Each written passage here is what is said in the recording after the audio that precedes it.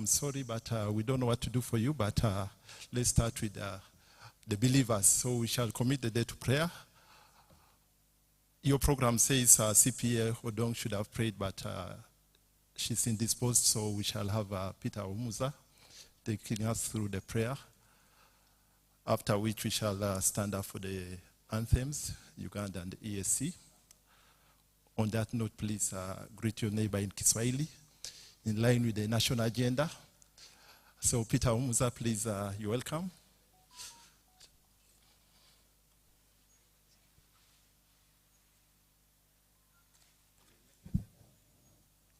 Thank you, MC.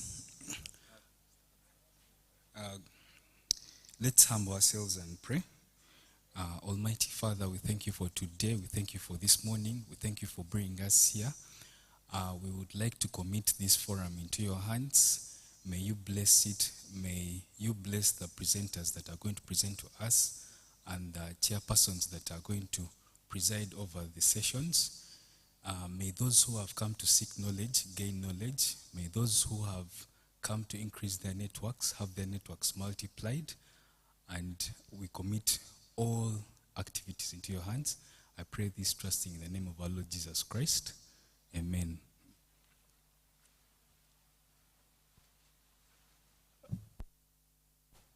Thank you, Peter, for that wonderful prayer. I'm sure the Lord is seeing us with favor. We shall now stand up for the anthems, and I would like to invite CPA Esther Kaliowa Chisake. Please come and lead us through the anthems.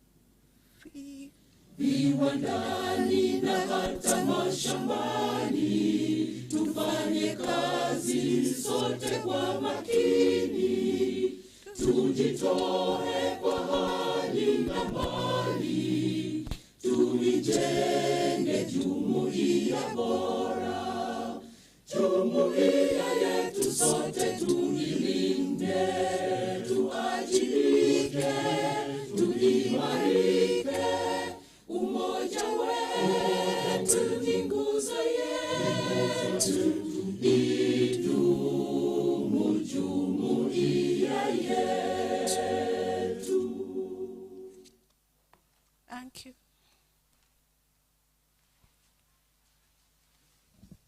We may resume our seats. Thank you, Esther.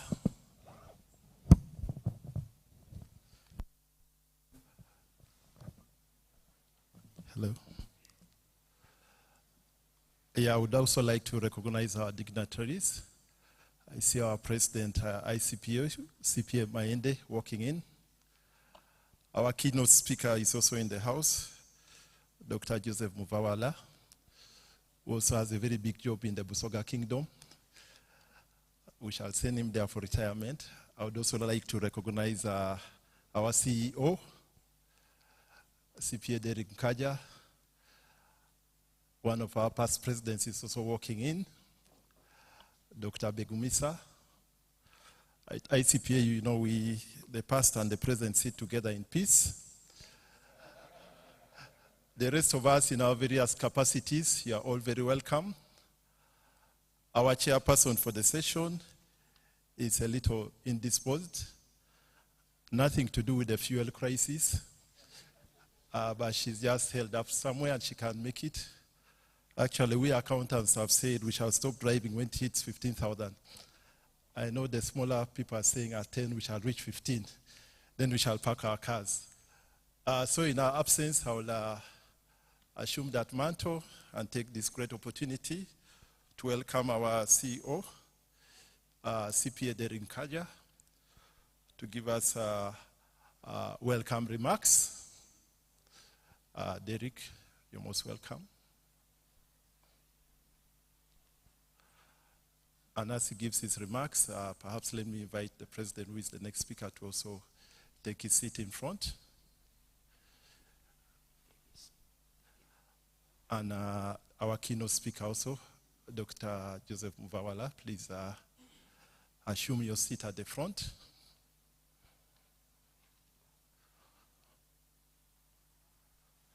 CPA Maende, you'll talk to CPA Negate later. I recognize our council members. CPA Negate, Ronald Mutumba, you're all welcome. In case I haven't seen you because of your mask, please, you're all very welcome. I don't mean to be disrespectful. Yeah, thank you. But that looks like Professor Laura Robia. Please, thank you. Yeah, Derek, welcome.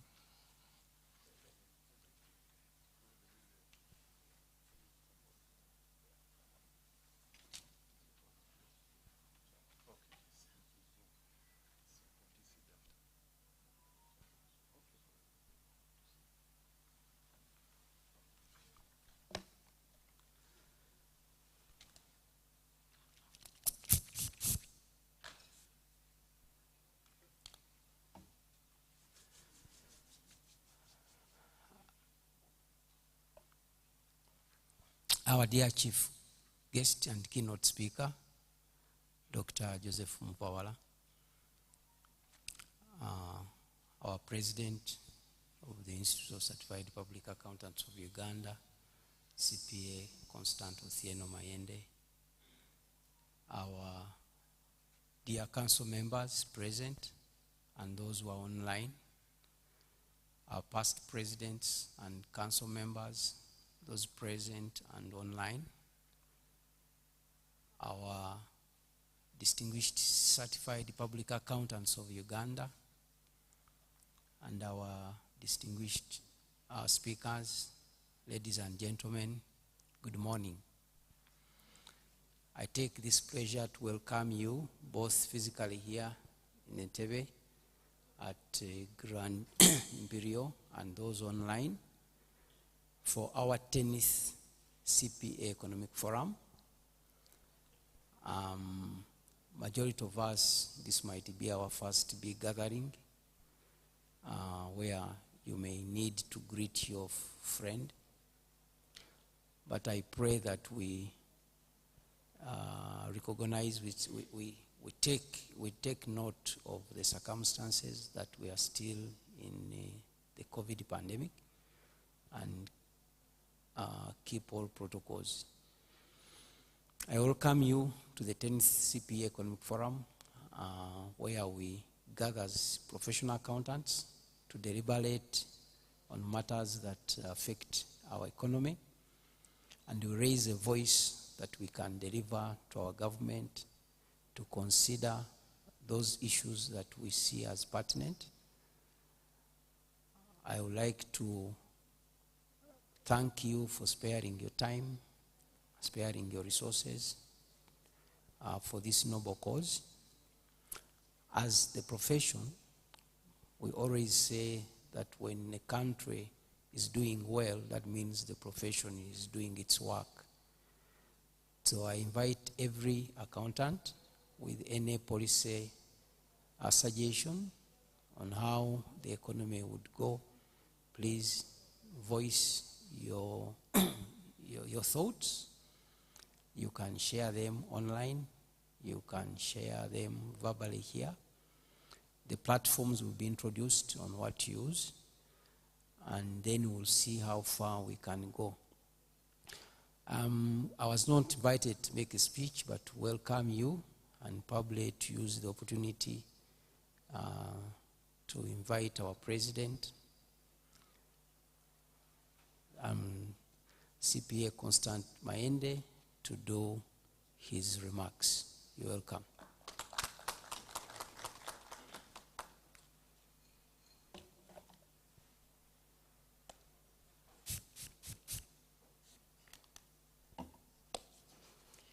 Thank you very much, Derek.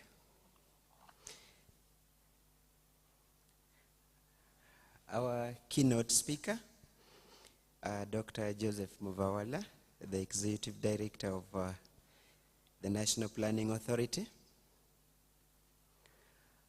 Our guests from the sister institutes who are present here. My colleagues, the council members, who are both here and online, and as have already been introduced by the Master of Ceremonies.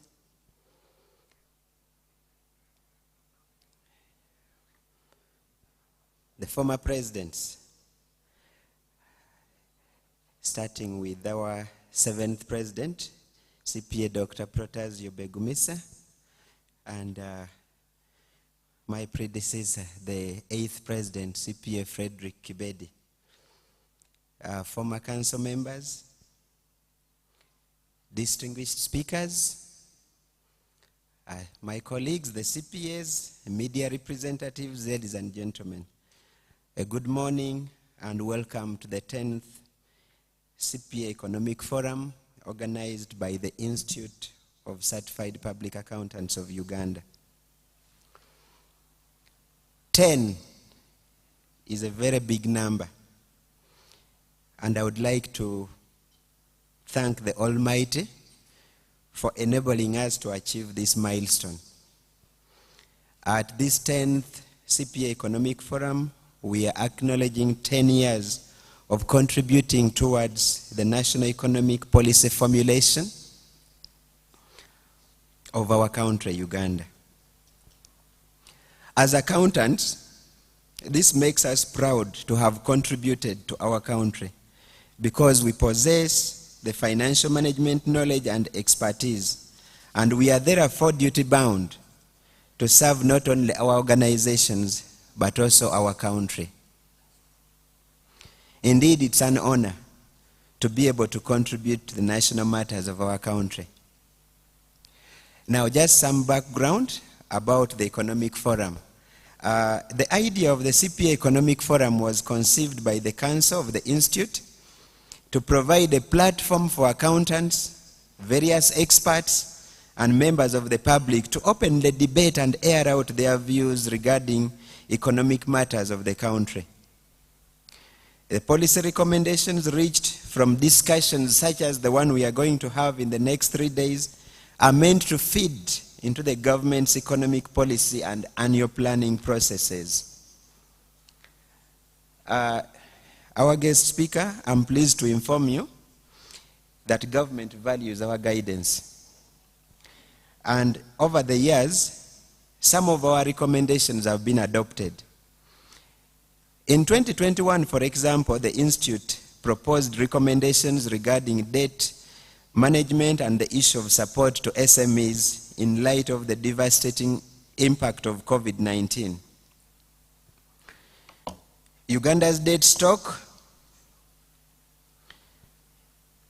is a concern to all of us. And in the 2022-23 budget speech,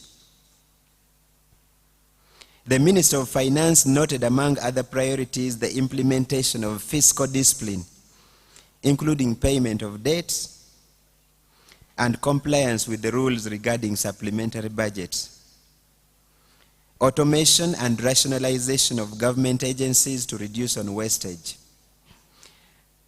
Regarding SMEs, the Minister announced the continuation of the relief to Bank of Uganda for onward support to financial institutions who are in turn expected to support the small business recovery, among others.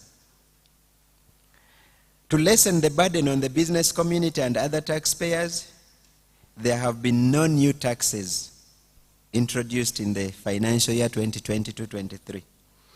We hope government will continue to consult us regarding other aspects of development. ICPAU, in conjunction with the National Council for Higher Education, is developing the Uganda Accountancy Qualifications Framework, as well as the minimum coverage required for a degree program for accounting and finance.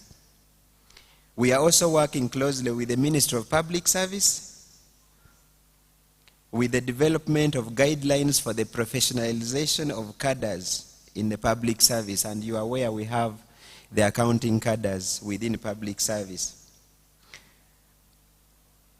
Accountants must take the center stage in the matters of economic development, and therefore the appreciation of our relevance is of great significance to the acceleration of the country's economic development.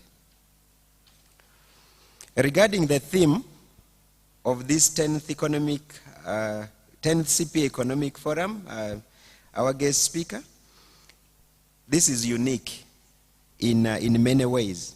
The times are challenging. We are in the midst of economic hardships, not only in Uganda, but the world over. We are now buying fuel at approximately $2, and this is, as far as I remember, the highest we've ever seen, and if I'm not mistaken, since independence. As we know, the price of fuel affects the prices of all other commodities, and indeed we've started seeing this, coming through. The atmosphere around us is tense, as many seek answers as to why the cost of living is rising drastically.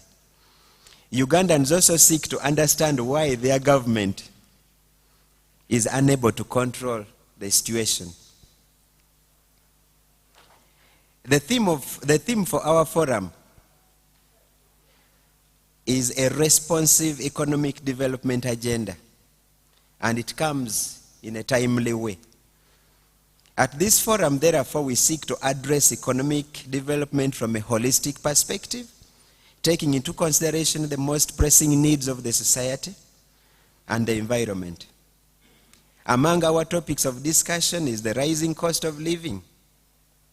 Perhaps this burden can be resolved collectively by the government and the citizens. And I want to put ourselves among the citizens. Perhaps new and practical solutions could come from amongst us, the participants of this forum. We shall debate all options, and I'm optimistic that we shall find some answers to this problem and others that are afflicting our society. Our guest speaker, I would like to touch on something to do with ISPA Ward 30. This year is one of the double milestones that we celebrate as ISPAO. We've therefore organized ourselves as the accountancy profession for the last 30 years. Among the key achievements over the 30 years, the Institute has examined and qualified over 4,500 accountants, over 1,800 accounting technicians, and over 67, actually this is specific, and 67 certified tax advisors. The role of accountants in Uganda currently stands at 3,700. These are the ones that regularly subscribe on an annual basis. There are some who are still out there. They drop off due to various reasons. With these numbers, there is every reason for all companies or entities in Uganda to fully implement the regulatory framework for the profession, where all heads of accounts, finance, and internal audit in both public and private entities with public interest must be members of the Institute of Certified Public Accountants of Uganda. We are happy that some entities are complying with this requirement, but we are also saddened that some regulators have not mandated their industry segments to comply. We continue to engage, and a point will come where we will be left with no other option but to bite. Through our regional member networks, we've set the stage for increased involvement of the ISPAO members and as we undertake community activities. We celebrate the enhanced financial reporting in Uganda, which is an impact of the Financial Reporting Awards. And I'm glad the chair, CPA Stephen Ineget, is here. The encouragement to use integrated financial reporting in the country has yielded positive results, not just for the organizations, but for the stakeholders, among whom are investors and the general public.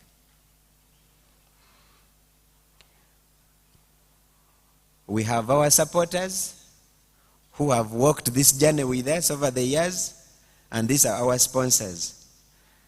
I would like to add my voice in thanking and recognizing the sponsors for the 10th CPA Economic Forum, the major ones being National Social Security Fund. I saw the Deputy Managing Director, CPA Michael Patrick Ayota. Thank you so much. Bank of Uganda, Uganda National Oil Company, Uganda Wildlife Authority, and next year HMS Associates, among others. We appreciate your generosity, and please continue with that goodwill. Ladies and gentlemen, I wish you an engaging and impactful 10th CPA Economic Forum. But before I take leave, I have the honor of performing a very important task, and that is to welcome our guest speaker for this morning, our keynote speaker. Ladies and gentlemen, please join me with a round of applause as we welcome a man who is no stranger to us, the accountants. He has officiated at previous CPA Economic Fora, and he always responds positively to our invitations. Dr. Joseph Mbawala, the Executive Director of National Planning Authority. You are welcome to address us on the theme, a responsive economic development agenda. Thank you very much.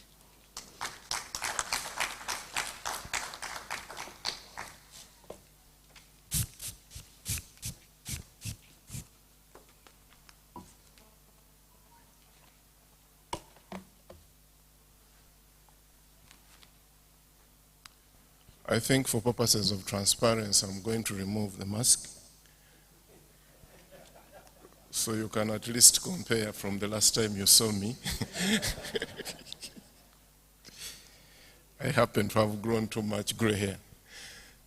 I thank you very much, President, and I thank you very much, colleagues, for first and foremost thinking about me to come and address you on such an important topic. This is not the time for me to speak, because sometimes when I speak, I spit fire. And it is a very, very bad time for me as the head of planning and the member of economic management team, top management team of this country, at a time when things are very interesting, very, very interesting and difficult. But I'm going to navigate this space very carefully and politically, such that I'm responsive to my stakeholders in some other. Ladies and gentlemen, I don't like PowerPoints. I always write papers. I have written a detailed paper, which I have submitted. I can see one mistake, which I will correct. I prefer that they give you this detailed paper, and you will read it. I thought they would have given it to you last night. There is nothing to hide in the paper. But most importantly, as I open, this meeting is happening at a very, very important time. It is happening at a time when we have taken a decision as government to review the plan. A serious decision to review the plan, because the plan has been attacked from all angles. External shocks, internal inefficiencies, failure to deliver in some cases, etc. And a decision has been taken within government. Why this is very important, this meeting, that the next budget we should have a reviewed plan. And therefore your recommendations are going to be very important in the next budget. The other issue why this is very important is every time I address professionals in this area, I address them with a lot of respect. Because one, I fail to be one of you, because I had my own deficiencies in mathematics then, and I decided to go for easier options. And two, this is a very important profession. And to any economist who understands running public and macroeconomics of a country, we understand that we start from an accounting principle. And I wonder whether you know that principle. You know, I'm a teacher, I like also involving people. Can someone tell me that simple principle of macroeconomic management? Expenditure equals revenue. As simple as that. That is where economists start messing you up. They start killing economies. And before I go into the paper, I'll just give you an example. What is our total budget? 48 trillion. What is our revenue capacity? 22 trillion. And where do you start? 46. You start at 26 trillion deficit. And then you start going into deficit spending, you go into deficit numbers, you go into borrowing internally, you go into borrowing externally, you go into whatever we do, and then the economy begins messing up. This is how important you are. And I wanted to make it as simple as that. So, this topic is very, very wide, but I'm going to handle it in a way that will help us contextualize, and then at the end of the day, come to exactly where the president was. The problems of today. How responsive should our economy be now? Apart from all the things theoretical we are going to talk about, I think the hard stuff is how do we manage this economy going forward? And I am hoping that we will have an open discussion there. So this paper has been organized in a way, it has 7 sections. We are going to deal quickly with the standardized facts about development of this country. I will also take you through simply the theories behind development for us to, and also for me to go in a space where you're not very good, so that I can also brag a little bit.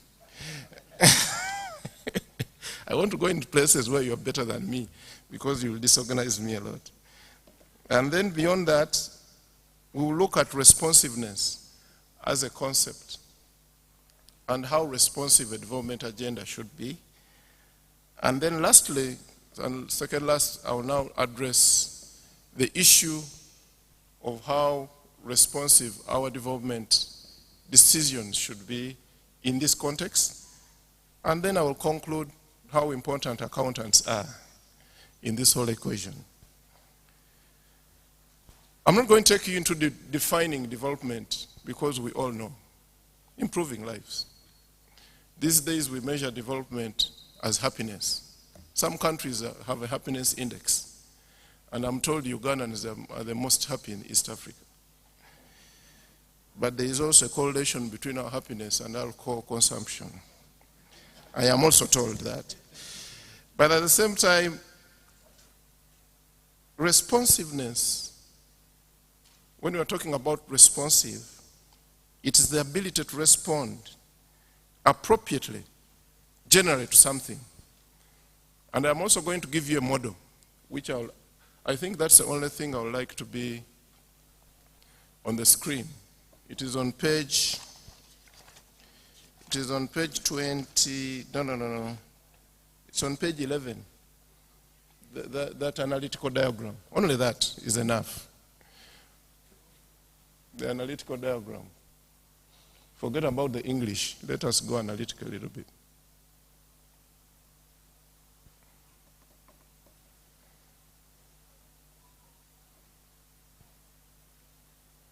So what do we know about this country? We know that as a country we are intending to move from a peasant economy to a modern upper middle income country. And we are intending to hit an income per capita of 9,500, 2040. You know that we already have a fight with our colleagues on what our income per capita is. It is very bad to work in developing countries. Other people calculate your numbers. I guess everybody here is old. Chacha, I should have come with it today. Yes, there should be very few. Very interesting document. I think I would interest you to read it when you get time. If you don't have a copy, I can supply it. I can supply it to the president. It's a very interesting document for us to read. But now, 86 to now, 86, the first reform that we had, you remember balancing the budget? I am hoping that we are not going back there. It is important to remember history such that you don't make the same mistakes. We were forced to balance our budget when everything had gone out of the way. We were forced to restructure. We were forced to reconstruct, 1986. Then we quickly went into PEEP. We were targeting poverty alleviation. And we quickly understood that targeting poverty was not the right response. So now we went into handling the fundamentals. That's when you started seeing all these roads moving up. Because we said that as an economy, we should target the fundamentals such that we can exploit the opportunities. That's why we've done a lot of roads. And what have we seen? That even as you do roads, during the time when we were doing more roads and infrastructure, we have seen higher poverty. So now that takes me, how responsive now should we be now? Should we stop doing roads and go back to social spending? And the pressures are now coming. When we went into COVID time and went into the IMF program, you know that we are now back in the IMF program. And it means that we take conditionalities. One of the conditions we are taking is that we must increase our social spending. Can you imagine somebody coming from West tell you increase your social spending? I think it should be just natural for us to respond. We already had seen that poverty was not moving. So it tells you that you can have development which is like in a tube, water passing through a tube. You can only see it, but you cannot touch it.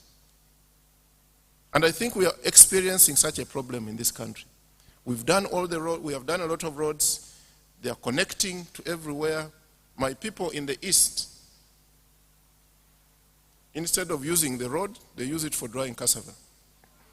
So it depends on how responsive were we to these guys. We gave them a road, which was passing. But were we very responsive to these guys? They want to dry their cassava.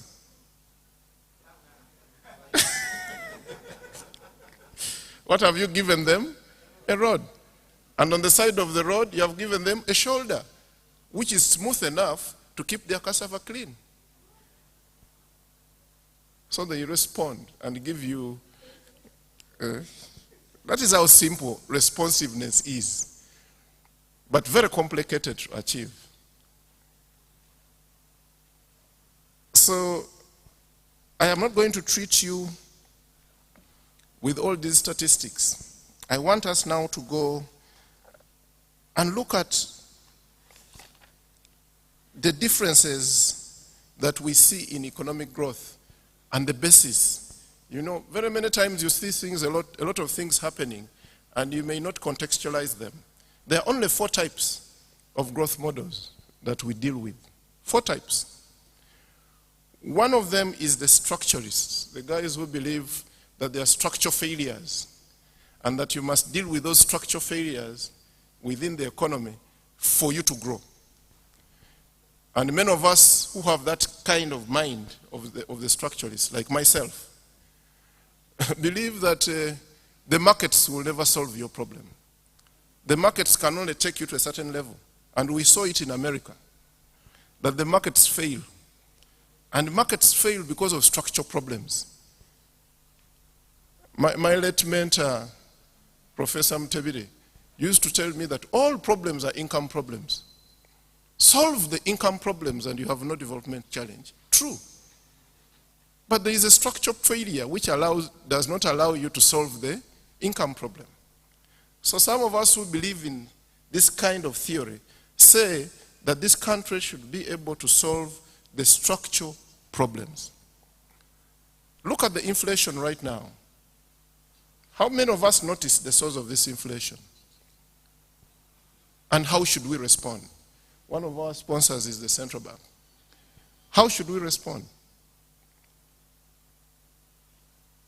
Is it the same problem? Should we respond the way America is responding? Or should we respond Uganda? Because in America, you are seeing that they pumped a lot of money, quantitative easing. And then the economy recovered faster than the structural issues, the supply side. And then demand pushed up because the economy was running faster than its capacity. So their response should be different. For you, Uganda, we anticipated that we would be responding quickly, whatever we did, that we would grow at something like 5%. We grew at 3%. So our response, recovery, is slower and weaker. So we are in a modest place. But at the same time, you are seeing that inflation is hitting us. And the source of that inflation is structural and imported. So the response you can discuss as accountants, whether it was the right thing to increase the CBR and at what level, and whether we did not use a bazooka to kill a fly. Those are the things we need to talk about here and then respond adequately. Then the other issue, you have those guys who they call themselves exogenous fellows. Everything you don't have control. And true, we don't have a lot of control these days. We are a global village. What happens in Russia? While many of us were celebrating Russia attacking Ukraine and we were taking sides and enjoying ourselves, others were Putin supporters, some of us were anti-Putin. What is happening now? It has become anti-pocket. We are going to be more affected than some of these guys because of something exogenous to our So when you hear these guys saying exogenous and all those guys, it is simple English. There's nothing very economic about it. Then you have some of us who say endogenous. Everything development must start internal and improved internal processes. I think accountants should believe in that one very much. Isn't it? That one. That we are not developing because of our failure to have the right internal processes. We should stop blaming history. We should stop blaming others. When you have the right response, whatever they do, your economy will be resilient. And now these days we have the new model which has come from the World Bank, the new growth model. We believe that human capital, we believe that trade will solve the problem. And indeed, I think this country needs to look at this model carefully. That if we don't invest in our people, and that if we don't do trade, the capacity of this economy is beginning to hit the highest level. You know, we enjoyed a lot of growth from the beginning because the base was low. The denominator was low. It was easy for you to jump from 0 to 10%. Now it has become very tough. Every time we do the modeling and we give 6%, His Excellency, the President, is not happy with us because he wants us to go 10%. And now for us to go 10%, we must think of ways of how to do it. And I think today we can discuss trade. And when we discuss trade in the context of Uganda, it should not be trade with Israel, where psychosanitary standards are unbelievable. You know that for you to export to AGOA certain goods, they must go through Israel before they go to America. But they tell you it is a free trade. Oh, it is a free trade. We have given you AGOA. You have signed. Uganda has signed AGOA. Who of you knows how much money we get from AGOA every year? It's not even $1 million. They give you with this hand, and they take with this hand. They give you trade, and then you have internal processes of standards. How many of us are thinking that UNBS should be one of the most important institutions in this country? How many, by show of hands, who are thinking like me? Yes. But these guys in UNBS act like they are policemen. They wait for you on the road to determine the standard. As if standards are determined on the road. A standard is a process, internal systems. It starts from the day I prepare the ground to the time I get the maize. But these guys wait to come and arrest little vehicles and they pretend they are working. Internal processes. And when you talk about trade in this country, you should talk about South Sudan, you should talk about Congo. Don't talk about Italy. There are standards you can't meet at your level. Responsive trade. I think this topic was very interesting. And that's how I'm going to approach it. I'm not going to be I'm going to use more examples to show you how well you chose this topic. Responsive trade. If the level of our development cannot meet the American standards, why should you fight for that market? And neglect a market where your standards can survive?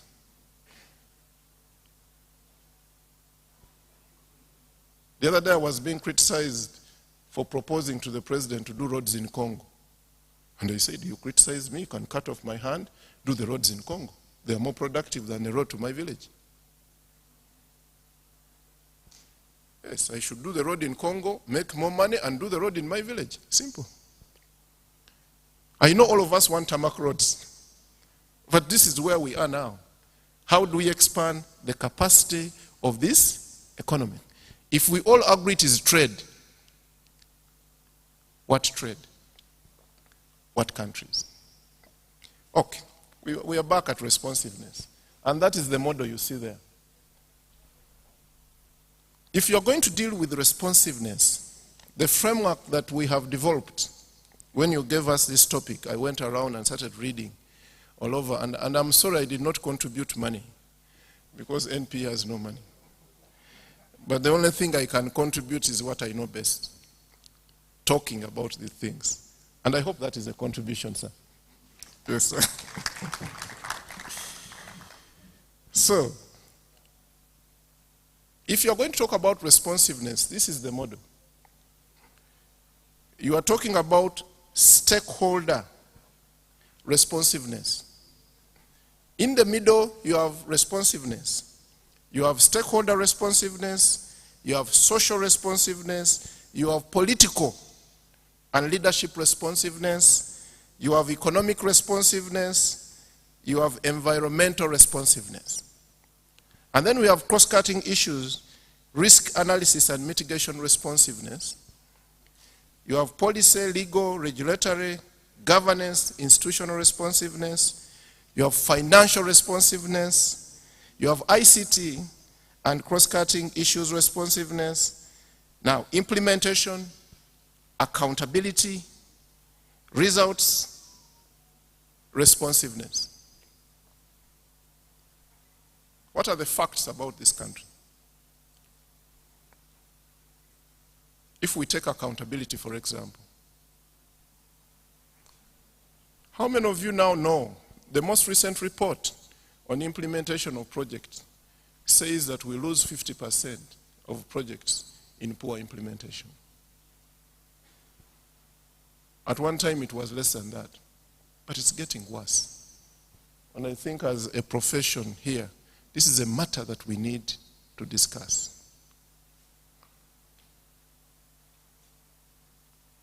It means that every time we write projects in this country, we should concentrate more on their implementation than writing them. It's becoming a serious challenge in this country. It means that even the planning authority and all authorities in planning should stop shouting about people not implementing, and they start planning implementation. In responsiveness, every time you don't get your stakeholders right, you don't have the right decision. For some of us who work in public policy, if you don't get your stakeholders right at stakeholder analysis, you don't have any development policy right. Because in stakeholders, you have stakeholders that are influential, you have stakeholders that are powerful, you have stakeholders that are important but not influential. You should be able to know all the things. For me, every time I do a policy, you know, because Ugandans have not yet become like Sri Lanka, sometimes we intend to forget that we are working for the people. But because I know that like Monday, Cabinet can restructure NPA and throw me out, my first stakeholder is Cabinet. I don't know whether you see where I'm coming from. So depending on your stakeholders and how powerful they are, you design policies that fit those stakeholders. Not the people.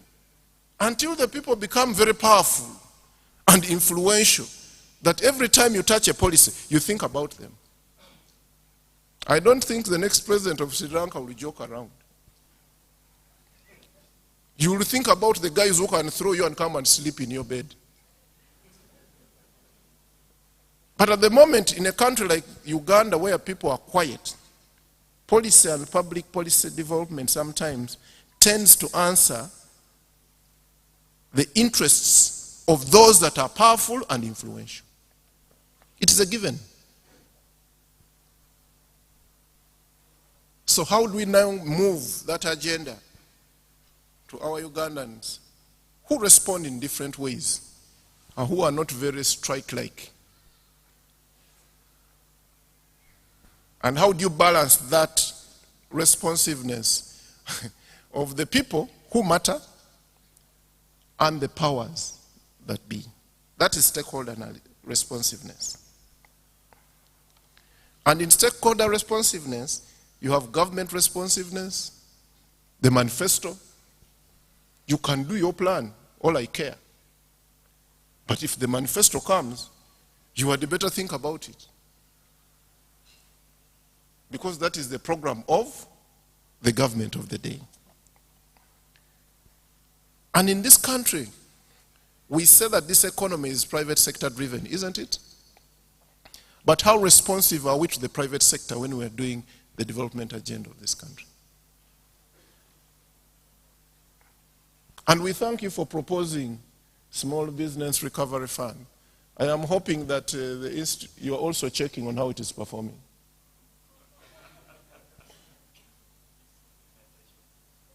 Out of 100 billion, only 3 billion utilized to date. That should be the discussion. Thank you very much. It has come. Very important. But when we were designing it, were we responsive to the small business people? I think we got it wrong. We have made a lot of assumptions that these people have the capacity to prepare documents and access this money. Oh no. Only 3 billion has been utilized of that money, of the 100 billion. But don't small-scale people need this money? So where was the problem? Brilliant idea, challenges of execution. So as a profession, every time you give us a recommendation, don't stop there. That's what I'm saying. Your recommendation should be responsive to the implementation challenges of this country. I just use that as an example because I saw it here anyway. And it's a very important thing for this country. How do we, because the people need this money. But you can imagine people are failing to access this money, which is 10%, is it? But they are borrowing at 30% from money lenders every day. You can see that contradiction. So the money lender is responsive to the needs of these people. And this is not being, I think when you chose this topic, you knew how serious it was. But I think by the time I leave this table, you will see that it's even more serious than you thought. We can have as many good products, but if they are not responsive to the stakeholders and the peculiarities of our stakeholders, we are not going to succeed. And that is one very good example, which I think when you leave this place and discuss this matter, you should also help us on how we can improve its performance. We talked about the citizens. We talked about political responsiveness.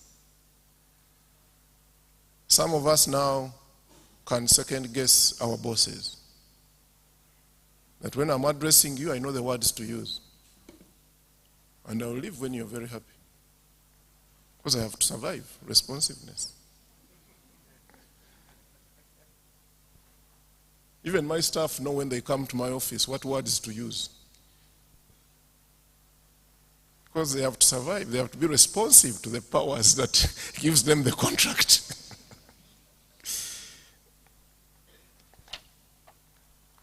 Social responsiveness is another area that we have to look at very carefully. You know, these days we have gender issues. How many of you know what has happened to Bukasa project? Bukasa project is one of the best projects this country should have because it gives us the resilience that we should be having. We can go on water to Kenya, to Tanzania, and Bukasa project is being constructed in an area where the environment was a government forest. Now, responsiveness. We have to pay people who have come overnight. And these guys, the funders are saying, you must pay them. Because for us, we are saying the land is not theirs. The funders are saying no, but they were deriving their livelihood on that land. So pay for their livelihood. And the project is stuck. Social responsiveness. It is stuck. And the majority of them are former, they call them what? These guys who come and grab land. veterans because they have served the government sometime. I am waiting for a day when retired civil servants will grab land.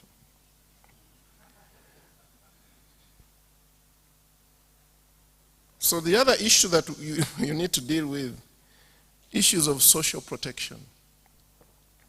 You know, every time, if you're going to be responsive, every time you do a policy, that policy can never address all the needs of the people. So you should come with a counter of dealing with those who are falling through the safety net. The youth, the women, and I'm trying now to check my favorite PDM on how it is dealing with those issues. Because it looks like we also made an assumption which I'm beginning to challenge myself about. We got the monies and put it together and sent it to the parish, which is a very good thing, by the way.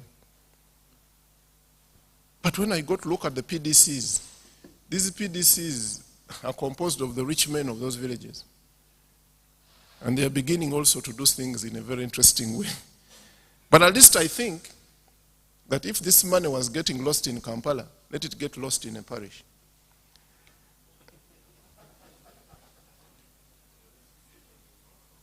So I am having a distributive effect.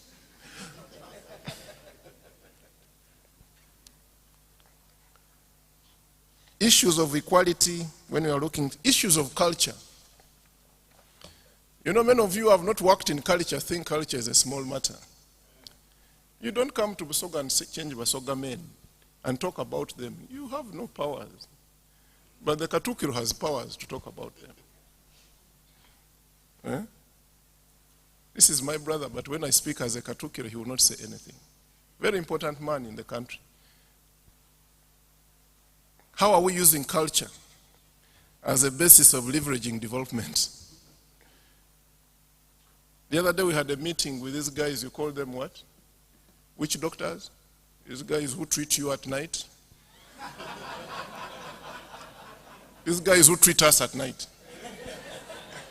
The first thing they told me, they said, Right Honorable Prime Minister, you don't want to work with us. I said, But I can tell you that even these big men who put on these come to us at night. I said, Now I want to work with you. And we were able to change their minds. They have been using laser blades, one laser blade for everybody. Now they told me we'll only use a laser blade per person. I said, okay, thank you very much. We have even given them HIV kits. Told them no. Deal with this, protect their money, but test them and let us know. The numbers are very interesting. People have HIV and they think they have been bewitched. And they are moving all over the night, driving vehicles. So culture is very important. How do you deal with the imams who are wedding off young girls? And you think you have a law here in Kampala. Who tells you? We need to be responsive and be able to get to these guys in their court using the people they understand. Because the majority of you, when these witch doctors come, you run. I've now learned how to run. I sit around them and pretend I'm very strong. I also fear them, but I just pretend because I'm the Catholic. Now, economic responsiveness. And this is where you are now. Let us look at this country now. Where are we? Our debt. You know, my minister, you always refer to my minister as this. Now, it looks like our debt is taking that direction. It looks like our revenues are taking this direction. It looks like inflation is taking that direction. Prices of necessities are taking that direction. The rains are taking this direction. The droughts are taking that direction. The population is taking that direction. People dropping out of school, that direction. So most of the economic indicators are taking a very interesting turn at this point in time. How responsive are we going to be? revenue shortfalls. Remember I gave you that formula, E equals R. And that's where our problem of this country is. We would not be talking about borrowing, we would not be talking about all these things. The moment our E was equal to our R. So for us to be responsive, where should we touch? We should touch the E. If we cannot get the R going up, simple principle. Our fiscal space. Because of the R and the E, we have very limited fiscal space. How are we going to get development? Is this the time to do the things that we are doing?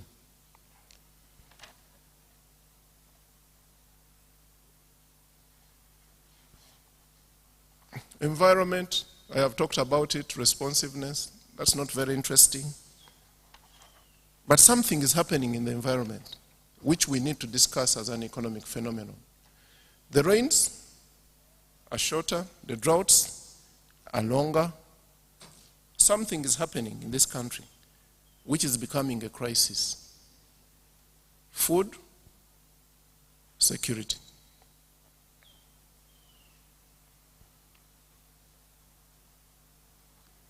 How many of us know that it is food that has been responsible for giving us low inflation? Have we looked at the numbers? Food prices drive down that inflation all the time. But now food prices are. So where is our crisis? Is it just about fuel? It is more about food. And Your Excellency, I don't know how many of your members are farmers. I think this is the time for all accountants to become farmers. Yes, because the most of you have a lot of land. Just by looking at you, I know.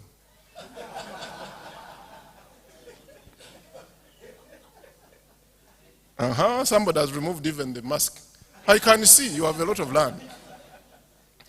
But how many of us are producing on this land? We can be part of this solution.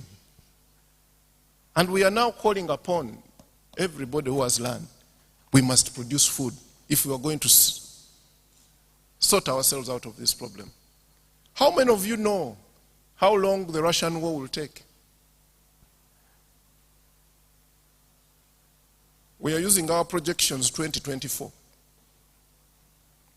Imagine this war goes up to 2024. How responsive should we be? How far will the fuel price go? Don't you think you're going to start working at home without COVID?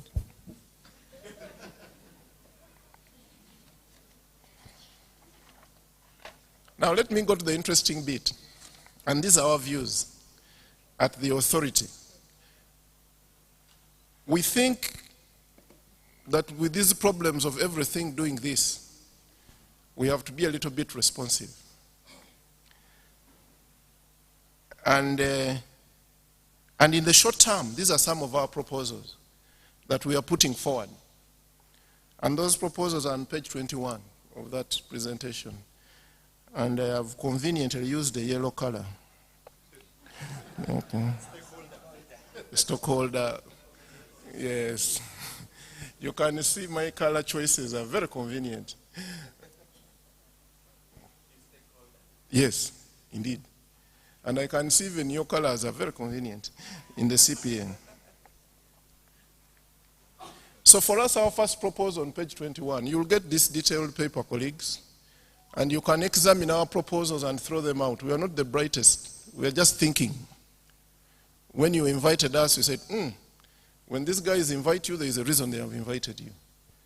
I said, okay, the most important part of this presentation is now this one. In the short term, our catchword is reserves. You can underline that. We are lucky that we had 4.6 months of import value in reserves. You know that every time fuel goes up, we have to put in the dollars to bring this, spend more dollars bringing up this fuel. So that is, I think, better off.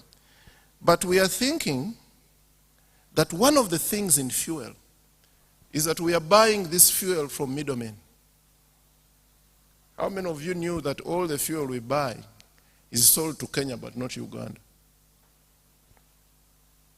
How many of us know that? It's not a crime not to know. Yes. After all, adults, every answer you give is right, don't worry. The truth is that the fuel we get to Uganda is sold to Kenya. So Kenya gets its part and then gives us the other part. We are buying from a second person. We are thinking, how about if this government took it upon itself to intervene and buy the fuel directly from Saudi Arabia? How would it be? We're just thinking. And we've done our computations. It could save you close to 20% of that price.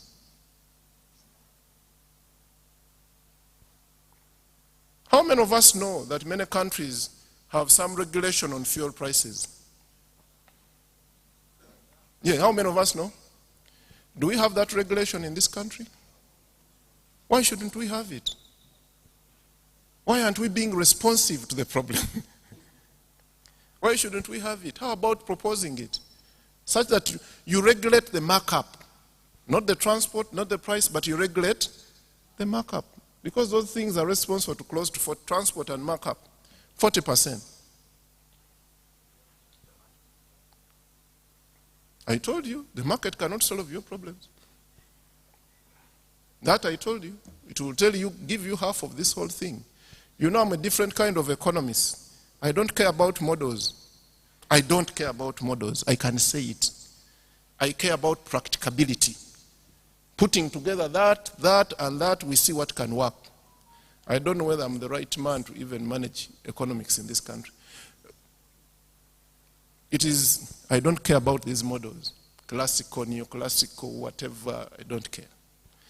As a country, we should just be looking at our situation and cherry picking things that can work in all these models, and we move on. So I think in fuel, that is an area.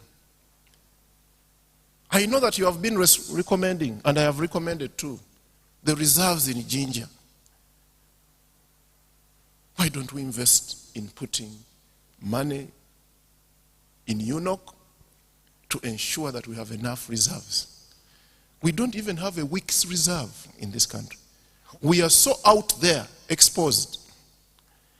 But when we prioritize, for me, I think in this period, we should be cutting all the vehicle budgets in our budgets, all of us, and putting that money to ensuring that we have reserves, fuel reserves. After all, we are not going to be able to drive these damn cars. And you know that in government, for us, we drive the biggest cars. I should be driving one of the biggest here now. Fortunately, I don't. And by choice. So I think that as a government, we should be looking at our import bill at this point in time and cutting out all those government imports, all of them, in the short run, and taking that money to two reserves. One, fuel reserve. The second reserve is the food reserve. How many come from Kamuli here? Yes. Yes, I saw. I know Chakulaga is not from Kamuli. This man was my desk mate in class for 4 years. And always better than me. That's why I respect all of you here. Accountants were always better than us. Eh? Those who come from Kamuli, have you noticed something? That our brothers from Kenya are the ones producing in Kamuli? Using Ugandans? Have you noticed that? They're the ones injecting the capital to till our land and take the produce.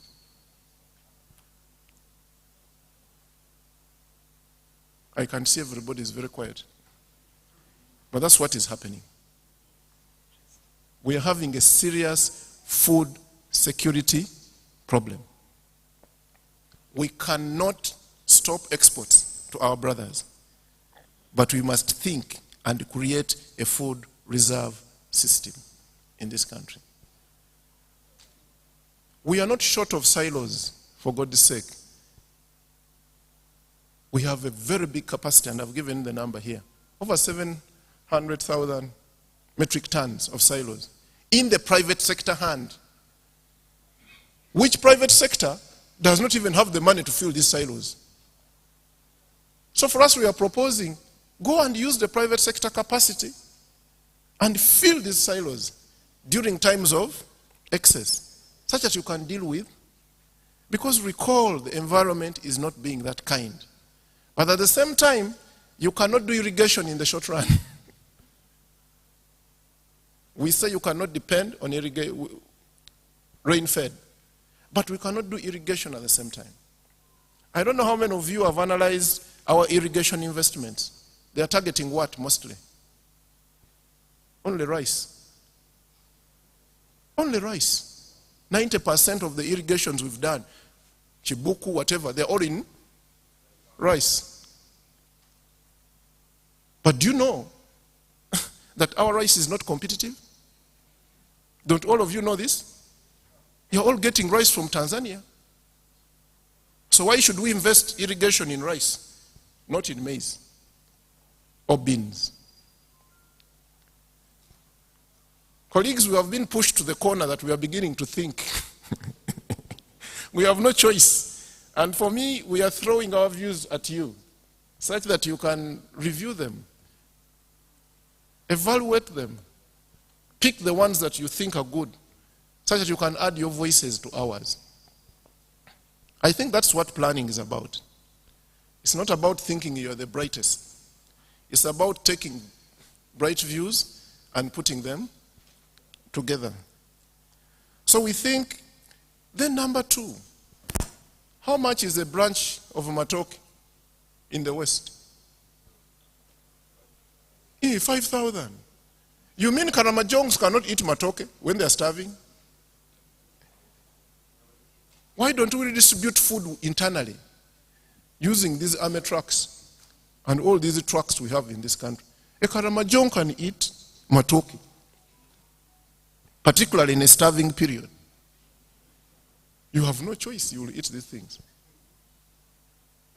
How about these kabali, the Irish potatoes? So I think we now have to develop a food redistribution system within the country. You know, we have been taking all these things for granted. Some people say, I don't eat sorghum from Lira. Hey.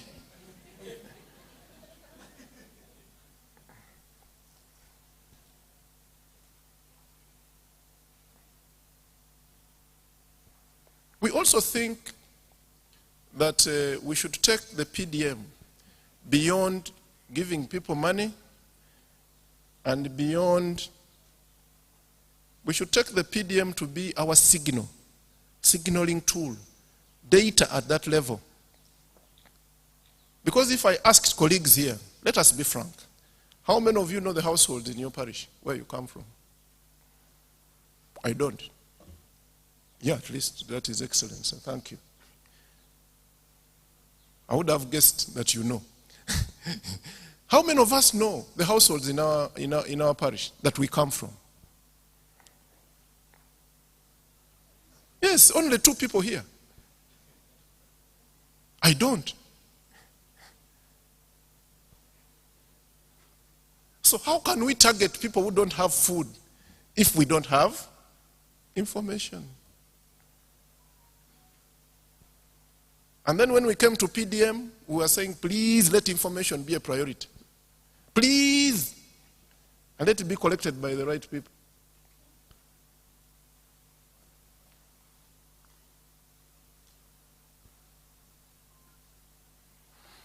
And one of the things that we have also proposing, and the president has taken this up, he has already written, supporting large-scale farmers.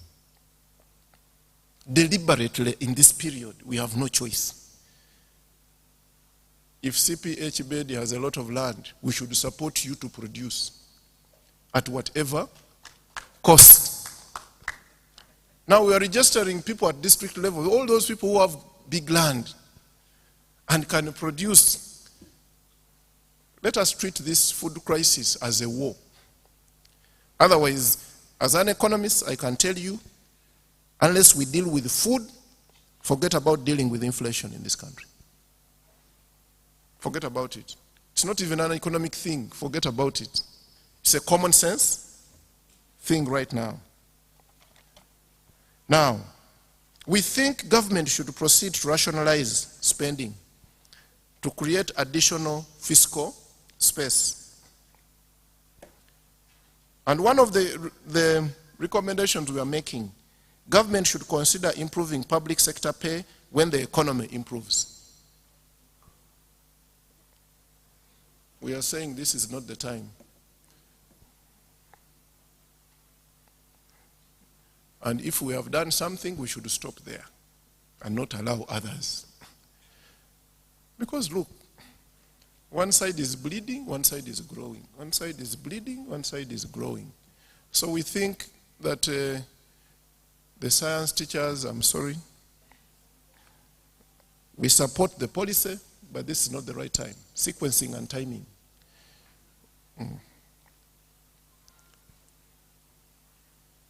Then we think this country should have an independent salary commission.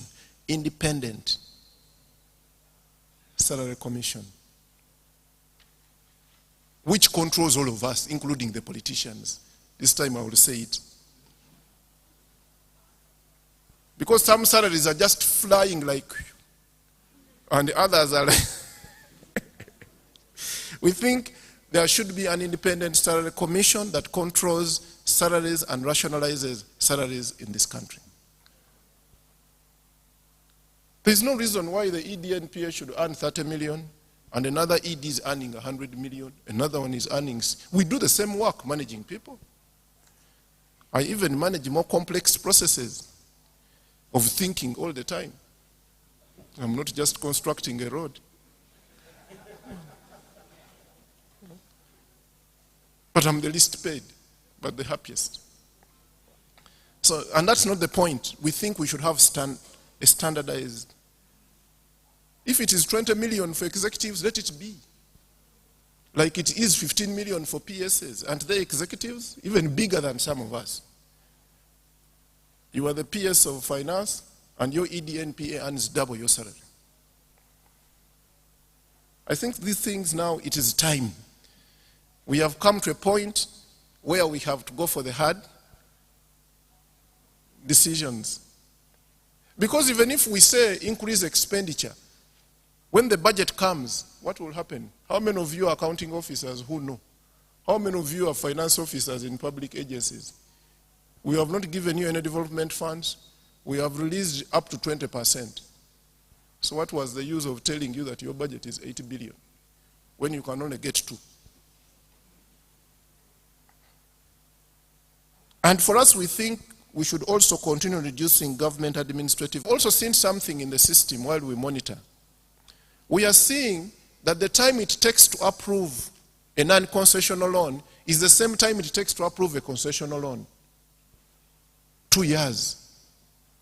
And we are saying no. Let non-concessional loans take longer. Concessional loans, 4 months. Can you imagine we are losing money for Cato C expansion? Because we have delayed 2 years. These guys cannot wait for you. When they do a feasibility study, it only lasts for 6 months. If you take 2 years, it means by the time of implementation, I must review my feasibility study 3 times. So we are proposing to government that non-concessional loans should take 4 months at the most. I hope you know that we have created another problem in water, which is equivalent to the power. You know, for power, the budget is bleeding because we are paying for excess power that we are not using. For internet, you are paying 75 cents. You know why? $75. Why? We have too much internet we are not taking to the people. We dug the whole ground and never put it to the last point. It comes up to Entebbe town there, but does not come here where you are using it. Now we have created the same problem in Katosi. We increased the supply capacity of Katosi, but we never planned for taking the water to the homes. And somebody has given us money to solve that problem and it's going away. Because many of us are very powerful bureaucrats. And things must move and go and come back and move and go back and come back. We are losing another one of lighting the city. A grant almost. Because we are delaying to have these things out. I think one of the things we're also proposing, we think your public banks are very inefficient. They should do better. Housing finance. Why should housing finance run away from mortgage and go in other things? Many of you who were in government when we joined 1996, how many of us joined that year? I'm becoming a very old man one of these days. Yes. You remember we never got houses. Because they sold the houses to the older people, and they told us the money from that house is going to housing finance. How many of you have ever gotten a mortgage from housing finance? We have just found our other ways of building our other houses. Sometimes through wrong ways, but we have built them anyway. So we think this bank should go back to housing and do the mortgage for housing. And as they joke around, Stanbic has come with a very powerful mortgage. We will find ourselves in trouble as public. And for us, we think that we should use Congo as a capacity building for Uganda. We should use the Congo market. And we have recommended that one of our public banks should go to Congo as a way of strategy to help our traders. So you need to talk to your colleagues who are managing these banks. That they need to get out of the comfort zone. Why should we invest in Congo? And then the next day it is Equity benefiting. And Uganda we are looking on. I was in South Sudan as the chief country economist for the African Development Bank. You know that the big investment in South Sudan was Uganda. But the biggest bank in South Sudan is what? KCB. Actually, it is like the central bank of South Sudan. You know that we have invested in Somalia. What is the biggest bank in Somalia? Kenyan Bank. Equity is already in Congo. What is housing finance doing? What is Post Bank doing? And they have your money. So we need your pressure to bear in this area.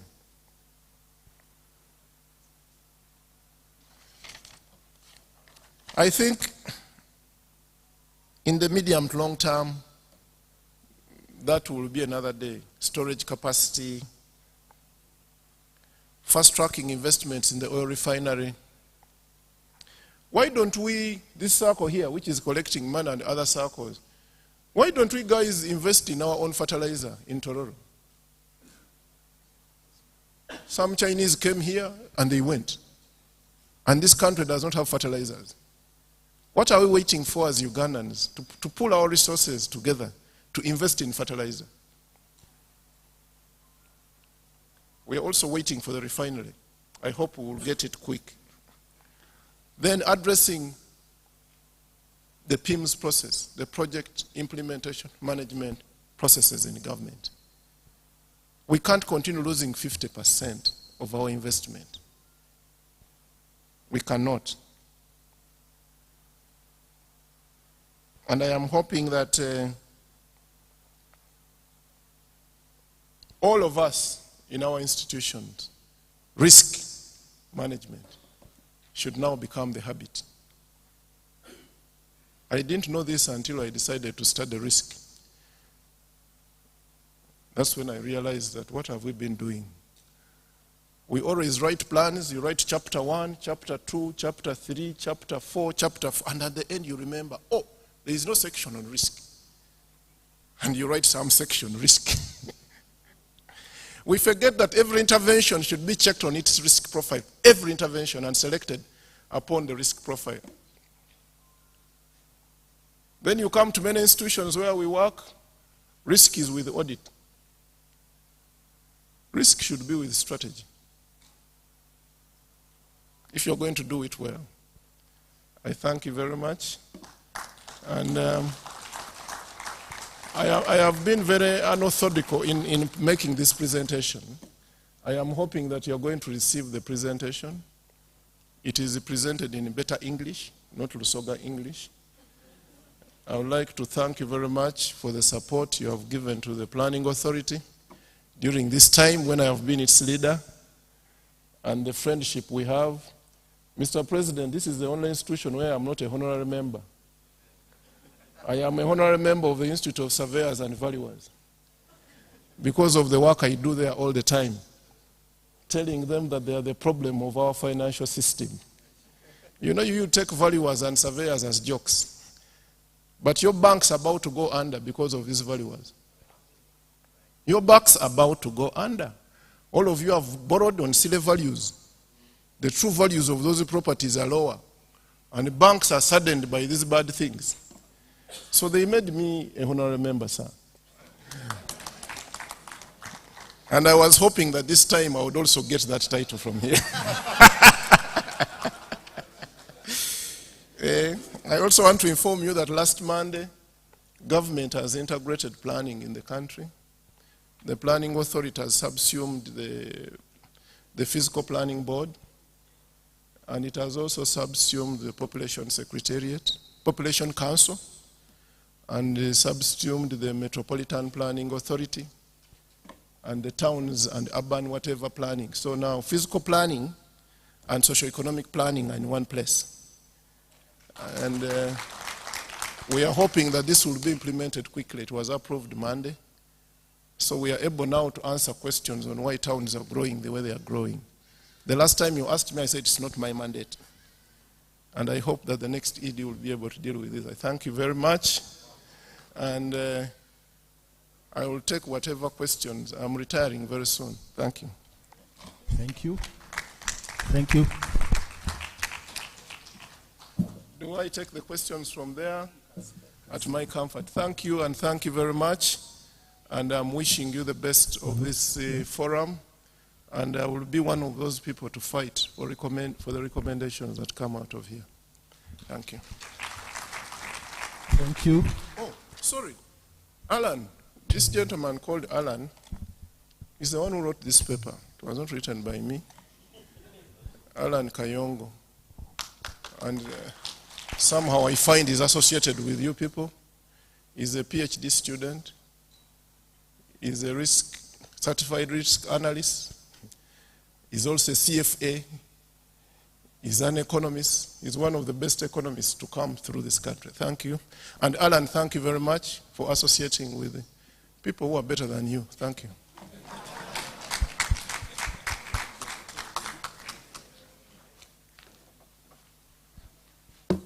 I was trying the microphone down there, but it wasn't working. Yeah. Let's put our hands together and in a special way thank our keynote speaker. He has done a splendid job, splendid job. I love the comments about the valuers. There's a valuer in the house. I hope they have taken note. On the banks, well, our president is also the chairman, KCB. I don't know whether he can take us to Congo, but he informed me politely that the stakeholders are in Nairobi. So our interests must be aligned.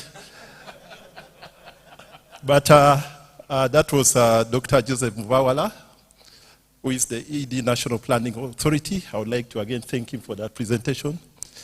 He's also the catechic of Busoga Kingdom, where it's rumored the men don't need the other pill to, yeah, okay.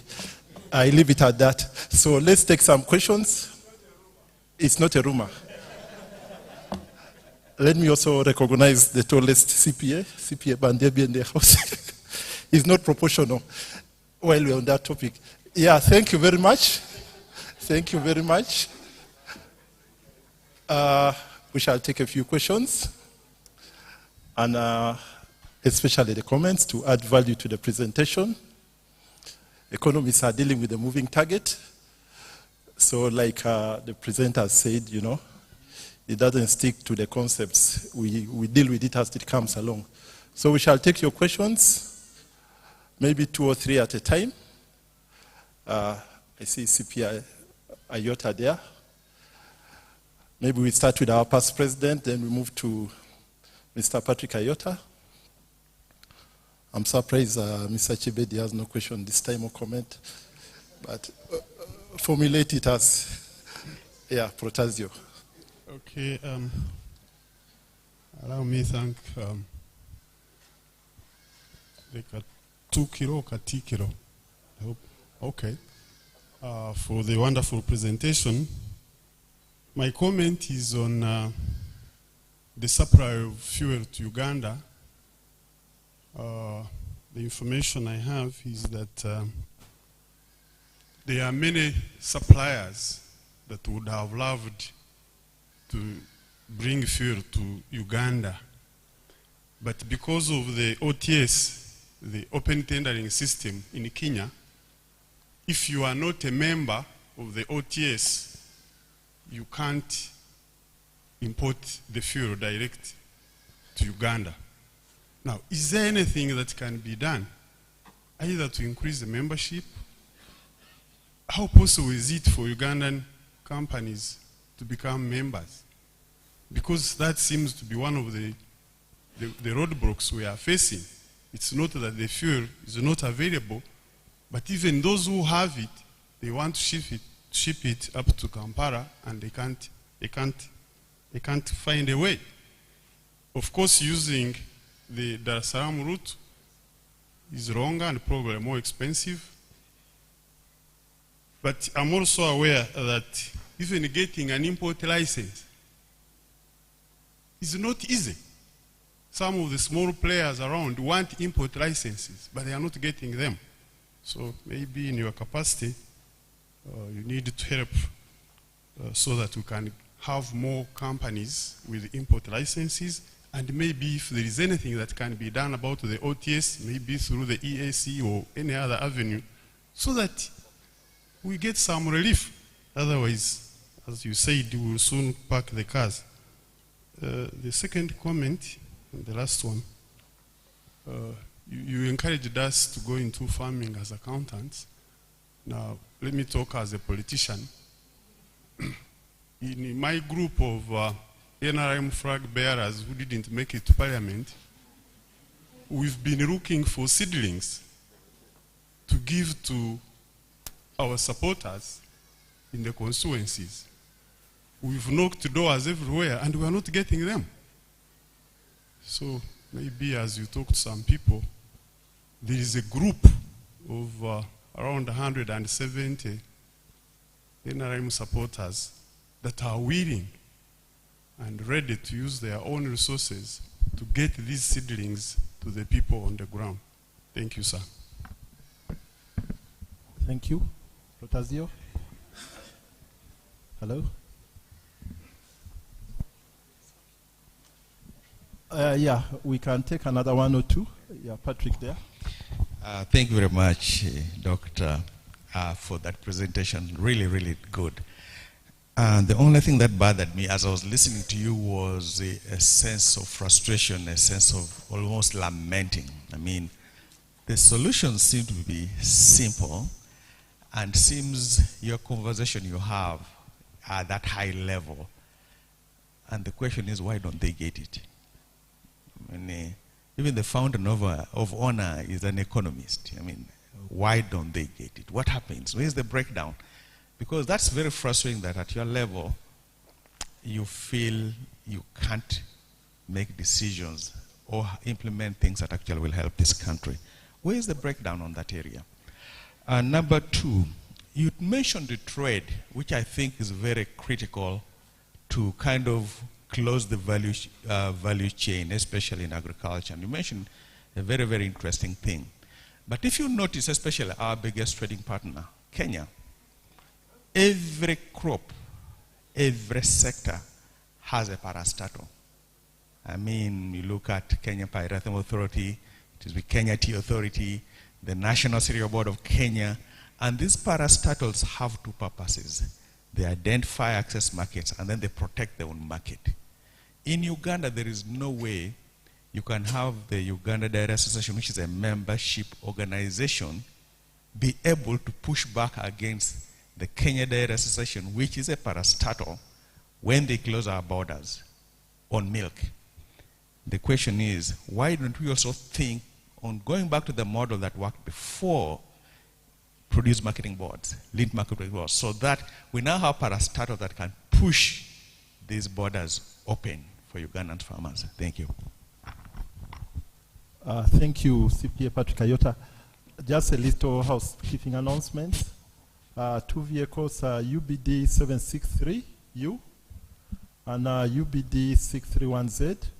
You're blocking passage somewhere. Kindly go and move your cars. We shall take the last question for now. Then we give the presenter time to answer. So, CPA Tibedi. Thank you very much, Chair, and thank you very much, Baba Katokiro wa Busoga. They are provoking me to ask you questions. I also know where and how to respond because you are the power that is. But my question, as you're doing the presentation, I'm so very proud about the parish development model. Those of us who were around in the 70s, who grew up in the 70s, remember the village parish chief and the visit, when he was going to make a visit to the village, the order that came with that parish chief. And I'm thinking, if this parish development model does not transfer power back to that parish chief the way it was, I wonder how many things will get right, and I'm wondering whether in that model, the PDCs will be able to cooperate and be able to bring the desired development that we're thinking about in that model. What is your take on that? Of course, everybody knows that you and I went to Busoga College Mwiri, and that's the very reason why that presentation was that very powerful. Yeah, you can take the questions. Yes, indeed, I went to Busoga College Mwiri, and I'm so proud of that. I will start with the last question.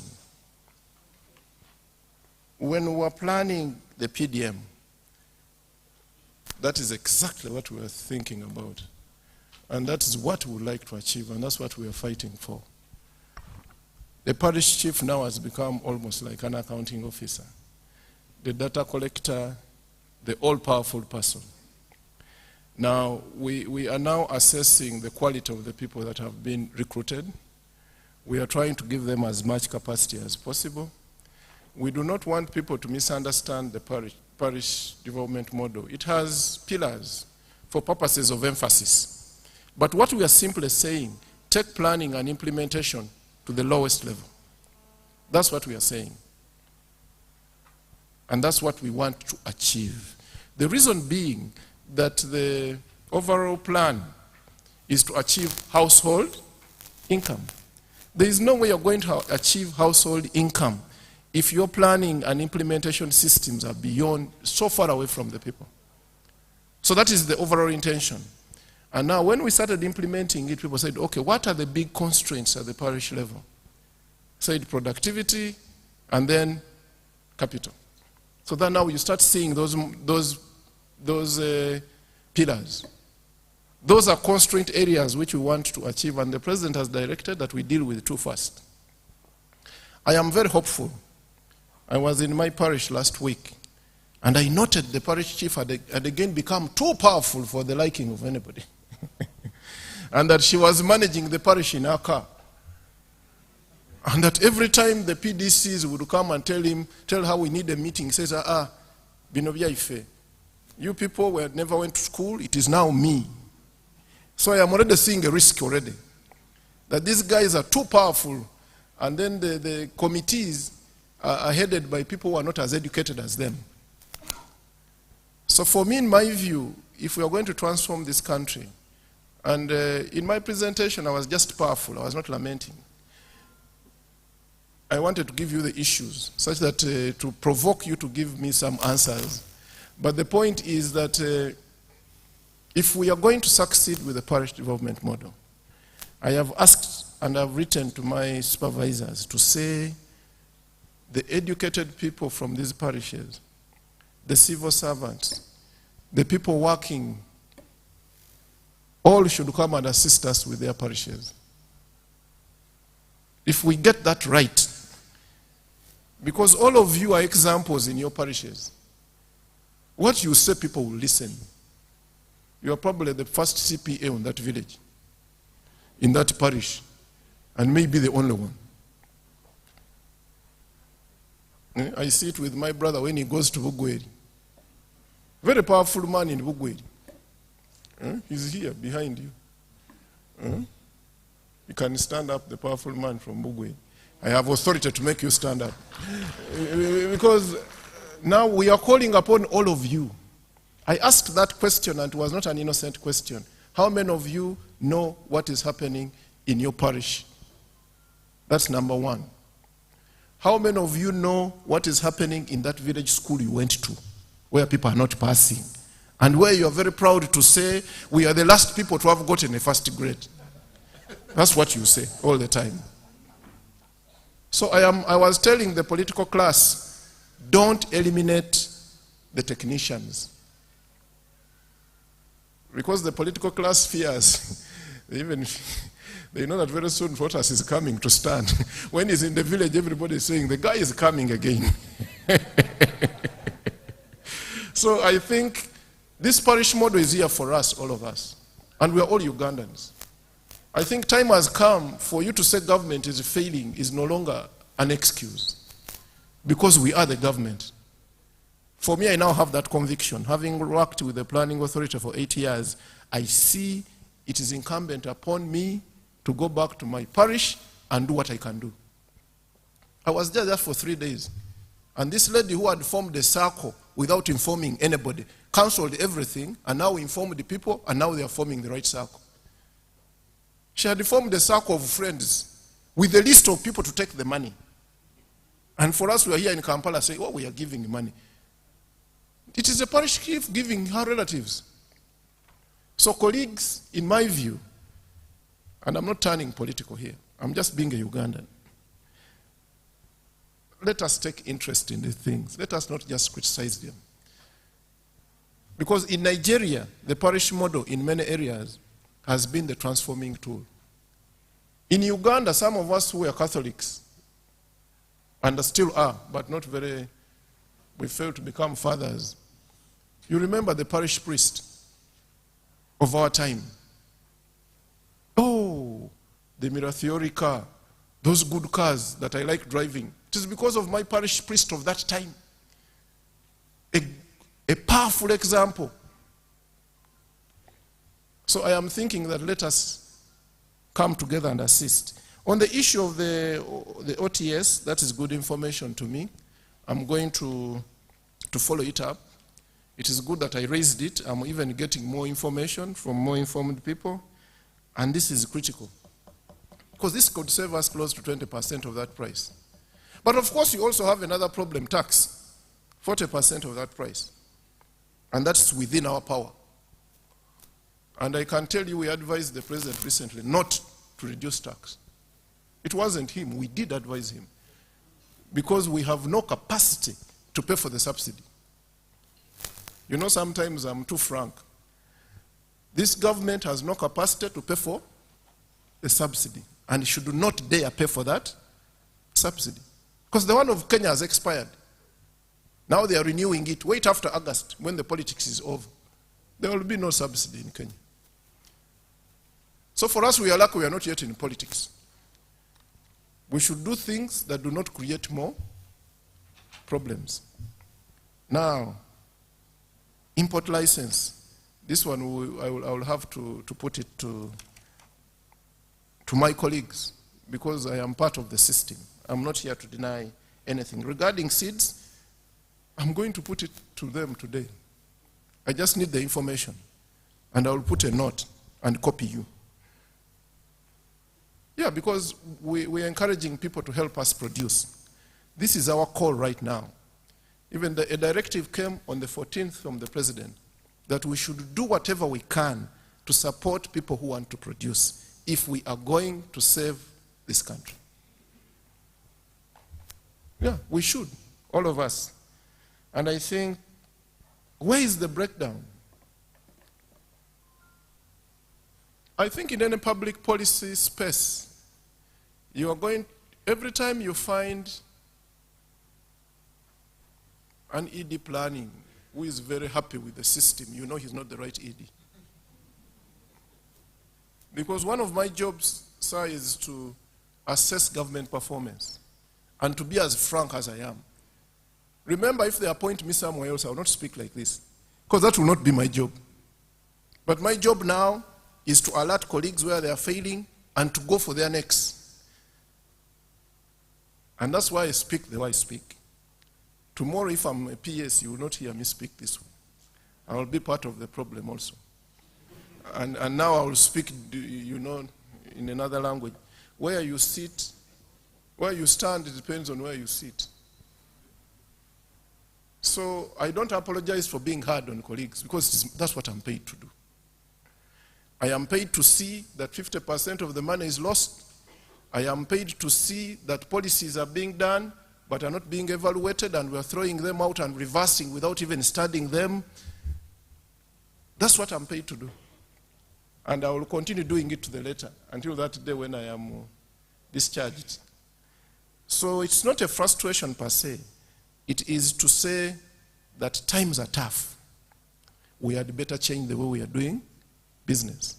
We can't tell you to tighten your trousers, the belts, when ours are elastic. As you tighten yours, mine is just expanding. No, it is not going to be possible. Let me tell you something. Those who work in government know, within the public sector, know that the whole of last year, we never got money to travel outside of this country. Is this country, has it collapsed? Have we collapsed? Because we have not traveled to UK? Because if you are doing, you call it benchmarking. Can't you benchmark on the computer?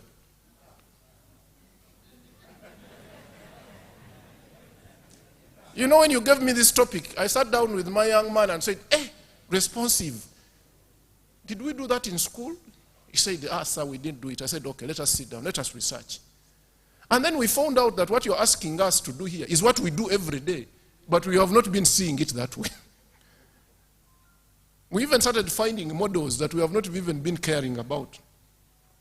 So for me, I think it is time for us to tighten our belts.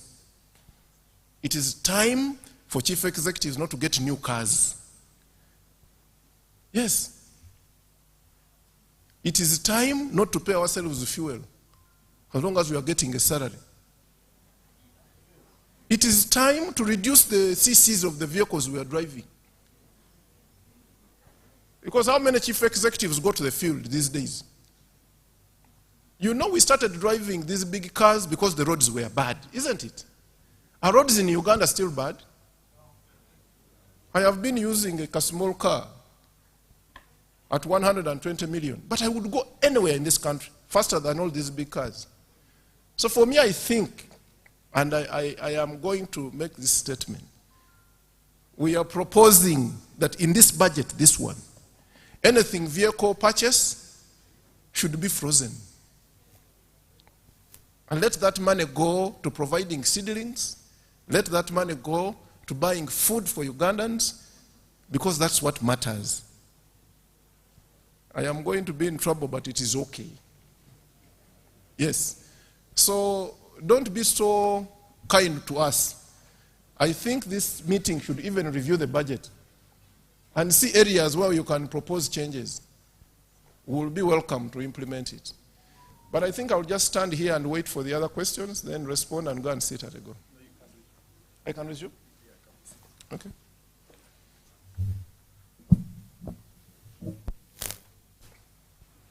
Oh, I have removed it. Okay.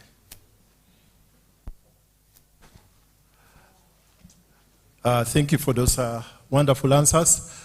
I see so many hands up. You just keep them down a little. We have a lot of questions also online. Let's cater to the online audience as well. For the record, we have 281 people online, and the physical audience, we are about 255.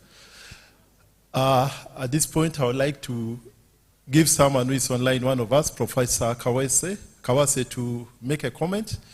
I think it's on, if we can turn on his mic. Professor, are you there?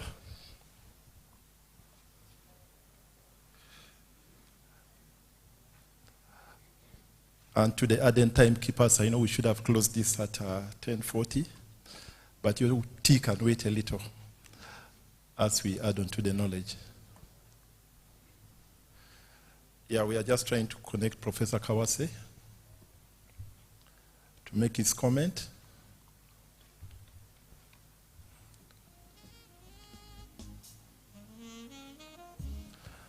And if we are caught for time, you can always write that question, post it on Slido.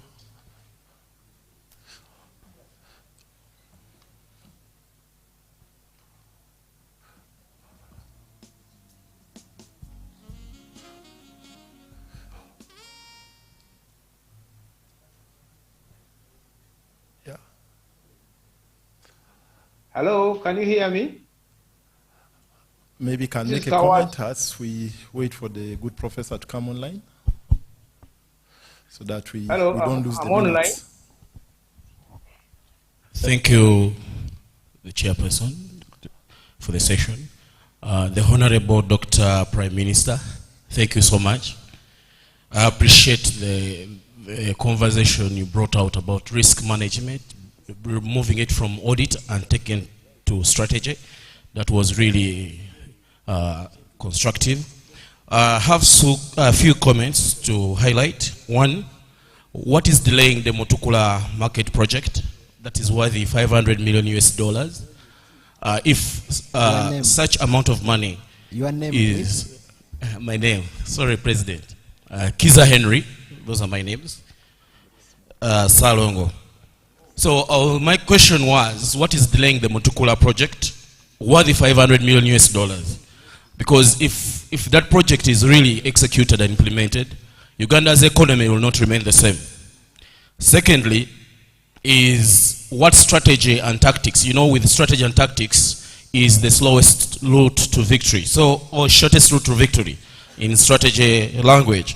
So what strategy is government using to sensitize the public on digital currency in lines with blockchains, technology, and cryptocurrency? The other question is issue of refinery. Through my president of the council and the CEO, I think I would give this government the best solution to the refinery through my international allies. So you can contact my president, CPA Maende, and my CEO, Derek Nkaja. We can help this country through our international allies to help the country to improve its refinery. Thank you so much. Thank you. Let's keep the questions brief. And we can advise, we can always send it to the Institute. Doctor, I think take that question. We are really pressed for time. I can take it here quickly. I can take it about Mutukula. I cannot say that I do know. I will cross-check and know what the issues are. I don't think it has been on our radar very much, to say the truth. But given the magnitude of the resource, it can be a valid one. Risk management, that is fine. On the refinery, we take your advice, and you're always welcome with your president, and give us these views at the National Planning Authority, and give us more information and more knowledge, and we'll pass it on to government at the highest level. I thank you. Thank you very much for that comment. Some of you are sending me messages. Cost of living is high, so you need to know how to access the data. So your Wi-Fi should connect to Imperial. Open that link to send you to our login page, where you'll select guest, type CPA, and you'll be connected and you save money. Am I on now?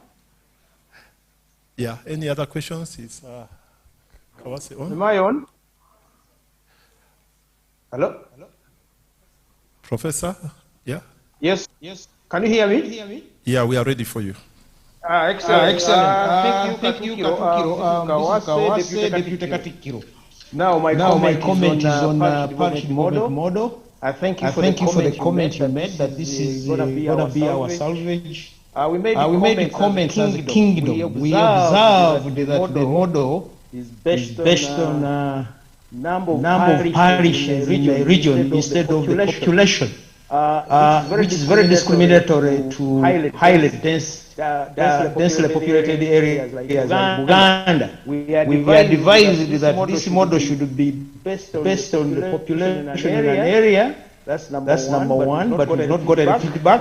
Number two, that we ought to involve the cultural leaders who are very close to the population in the monitoring of the program. I again yet to get comment from government on this. What is your take on the two issues? One, basing the parish development model on the population, other than the number of parishes, but the population in an area, and also involvement of people who are close to the locals in the program. Otherwise, thank you so much for the excellent presentation. Thank you. This is Kawase. Thank you for that comment. Doctor, I think that you want to comment? Thank you very much, Wechitiibwa. One, involvement of cultural leaders. This I can assure you we are working on, because I also happen to be a cultural leader. I have a conflict of interest here.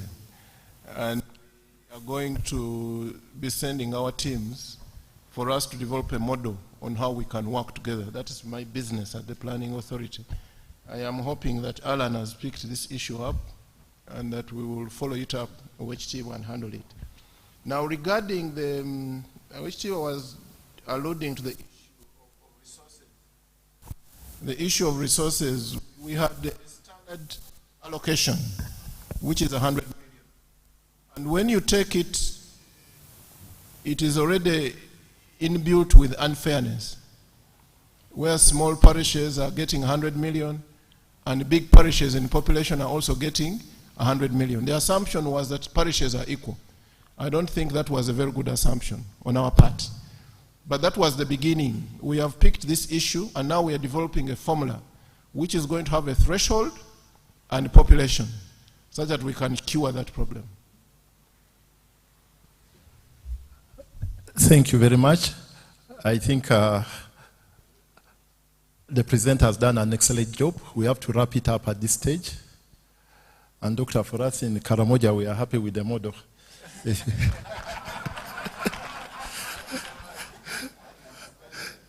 Yeah.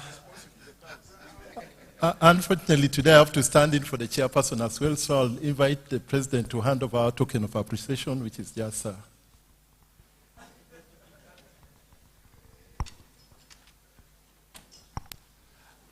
the cameraman advised that you come this way, where your suit can appear very good. Although that tailor ate your money, he ate that material.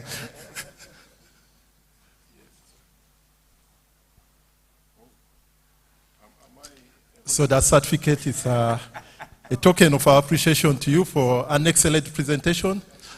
Let's put our hands together and appreciate him once again. We also have a bag for you. I cherish this very much.